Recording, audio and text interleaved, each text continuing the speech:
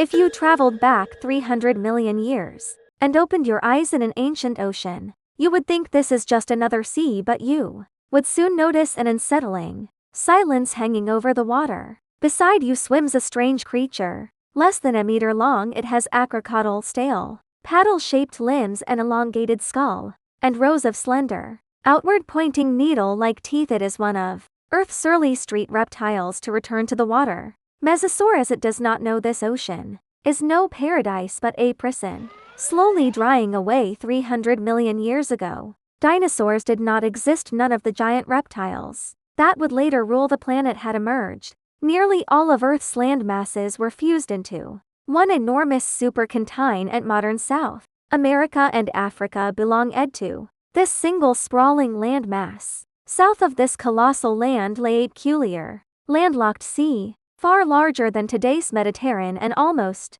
entirely cut off from the global ocean. This ancient basin would later become a vital site for scientists, uncovering Earth's forgotten history. A young Mesosaurus hunts beneath its surface, less than 1 meter long. It propels itself forward with a swaying tail, its limbs transformed into webbed paddles. It moves neither like walking terrestrial lizards nor fin-swimming fish, adopting an entirely new motion, a living transition between land and sea. Its ancestors were fully terrestrial. Over time, they ventured into water repeatedly, first for food or to evade land threats, growing increasingly aquatic as their bodies evolved. Their torsos elongated to reduce drag, their tails deepened for stronger propulsion, and their nostrils shifted upward to breathe while most lie submerged. The most remarkable adaptation lies in its bones. Mesosaurus had far thicker, heavier ribs than similar-sized land reptiles, not for defense or attack, but as natural ballast, preventing it from floating upward and enabling steady dives. It was evolving into an entirely new creature. Yet this ancient sea was harsh and unforgiving. Sunlight and oxygen persisted near the surface, but depths grew increasingly dangerous. Upper and lower water layers barely mixed, leaving the deep oxygen-starved, dark and uninhabitable. This created a strange paradox. The massive sea supported almost no large animals, dense fish schools, or complex food webs seen in future oceans. Elsewhere, Mesosaurus would be hunted by top predators, but here its greatest threat was the water itself. Dived too deep, and it would be trapped in lethal anoxic depths. Still, this dangerous sea offered a unique opportunity. Shallow waters teemed with tiny crustaceans, perfectly matched to Mesosaurus' specialized dentition. Its mouth, lined with fine,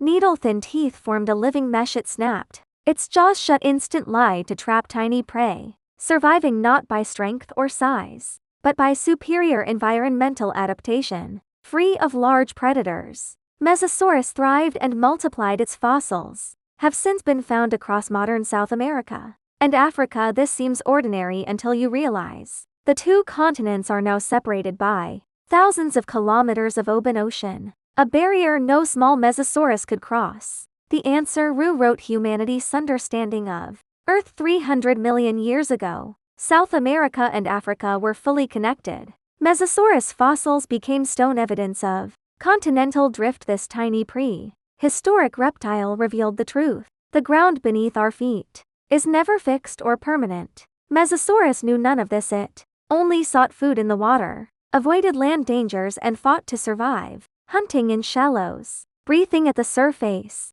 and fleeing threats swiftly. As millennia passed, life in the inland sea grew brutal. The vast water body shrank relentlessly. Water levels dropped, wide bays turned to tidal flats, and continuous waters split into isolated lakes. For Mesosaurus, food and habitat dwindled, sparking fierce resource competition. Ancient rock fossils preserve traces of their desperate struggle. Digestive residues and regurgitated remains confirm a crustacean-based diet, yet also hold juvenile Mesosaurus bones in extreme scarcity. They resorted to cannibalism. Imagine a young Mesosaurus drifting in warming, shrinking shallows, starved for days. Its familiar home turns to mud. It swims tirelessly to find new refuge, burning precious energy with every movement, relying solely on its evolved body to endure. This is extinction's cruelest form. No predator strikes them down. The world they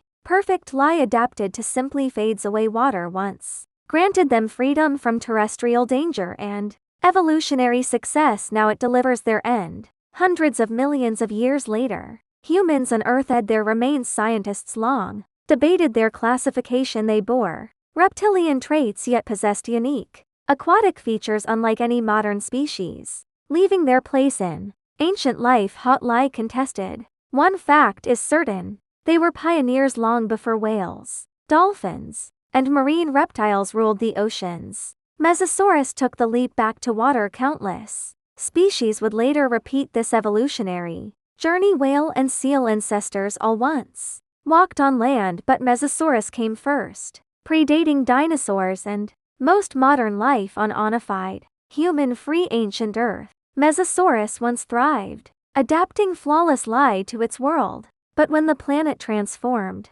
it could not keep pace. This is not failure. It proved evolution has no fixed path, fulfilling its timeless role in life's grand story. Long before humanity, countless species lived, thrived, and vanished, yet they linger, buried in stone, waiting for future generations to rediscover their legacy. We assume our oceans, continents, and skies are eternal, but our planet is ever-changing. Lands shift, seas vanish, and alien worlds once dominated Earth. Mesosaurus is one such legacy. Neither the largest nor fiercest prehistoric creature, it achieved something profound, leaving the land to return to the sea, becoming one of life's early street evolutionary returners. It teaches us evolution never stops, and no environment is permanent. No species can claim eternal dominion over Earth. We are all temporary inhabitants. One day far in the future,